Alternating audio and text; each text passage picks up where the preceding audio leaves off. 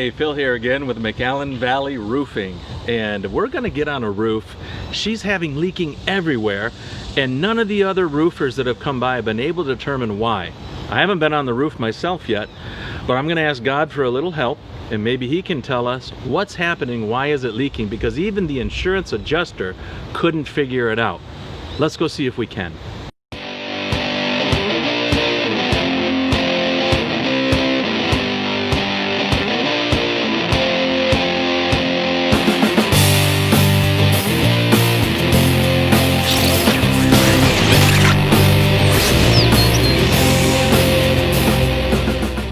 Okay, so here we are on top of the roof, and it looks pretty low. Easy to walk on, a kid could play up here.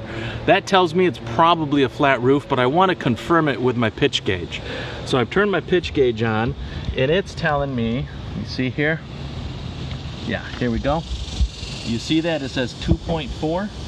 That means the pitch of this roof is less than a 3/12. If it's less than a 3/12, that is a flat roof. Shingles do not belong on a flat roof. Unless, it does have that too, we could put a vapor barrier on here underneath this. That means a base sheet that usually goes on a flat roof, and then put the shingle on over that. Or we could do a rolled roofing or any type of other flat roofing material. Over here I see some other issues too. Look at this. Whenever I see chapapote, that means I'm like looking at somebody with their underwear on over their pants. Then I'm supposed to go, oh, that doesn't belong out in the open. And it's true. So it's leaking in all kinds of areas. Look at this. Chapapote has no elasticity, so it's gonna break. Water, wind-driven rain is gonna get right under there. Flashing is all wrong. The flashing is bad. It needs counter flashing, step flashing, not here at all. So we need to replace all of the flashing and do it correctly, get rid of the chapapote, fix the roof. So let's take a look at what else is going on. When we have wind damage, sometimes it hits and it bursts open the shingles and they just flop back down. But if that happens and they're flopping, wind-driven rain can get up under them and go behind there, start deteriorating the underlayment, the decking, and then into the house. Joshua, can you take a look and let's see about here. Look at that. That whole thing is lifting up, the whole shingle. And so it broke the seal here where the nail was. 3 nails were. It busted through there and all here. This is all fresh because the glue is still fresh. So you've got damage to that. So we wanted to make sure the insurance company sees that, knows that, and can pay for it. This is the master bedroom. She said it was leaking in here somewhere too, maybe the bathroom. I'm gonna ask Joshua, the assistant here, to tell me maybe what he thinks. What do you think the leaking is here? Besides the shingles, Nope. Nope. Not there. All right, we're gonna redo it again. Nope. You gotta find it, man. There you go. Yeah, look at that. See, the lead is supposed to go up and over and seal. Right here, rain is just dripping right down inside of there, and that's why it's leaking there. Around here, these are supposed to be sealed up and over. So either they need to get taller lead boots, or they need to cut those pipes a little bit shorter so the lead goes up and bends inside. Let's see what you got over there. Oh, this is exactly how it's supposed to look. Yeah, that's the proper way to put lead flashing on a boot.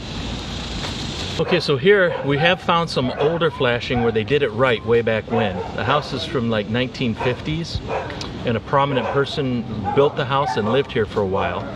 And his name is actually on one of the buildings in town and a road named after him. Well, here on the flashing on this wall right here, you can see it's done right because the wall is flashed, it goes up and under the shingles, and then there's a counter flashing right here that goes over the top of it, and down here at the bottom it goes under the shingles. Water's not getting in there unless this baby rusts through, and it hasn't yet. Good flashing. Okay, Joshua, so there's 2 things on a chimney.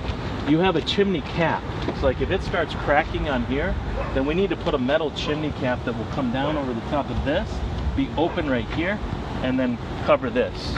That way this won't leak. But then we have the flue to worry. This is completely open.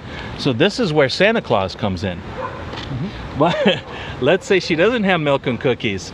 So what she needs to put on here is a flue cap, and then that way it'll keep the rain from coming down in here, but at the same time opening it so that the smoke and the fire can come out from the chimney.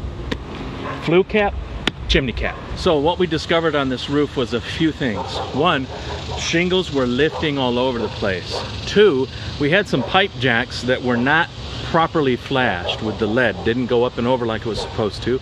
Three, the flashing around the chimney was not done at all. It was just some metal slapped up there with some chapapote. Wrong. And four, it's a low slope roof system. Wrong shingles do not belong on a low slope. We need to put other material to make it water barrier tight.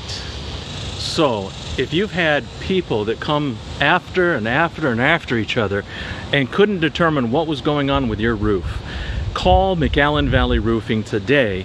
We'll come out and inspect it, and with a little prayer and a little insight and experience, we'll be able to find out what's going on with your roof so that you can make the proper claim too.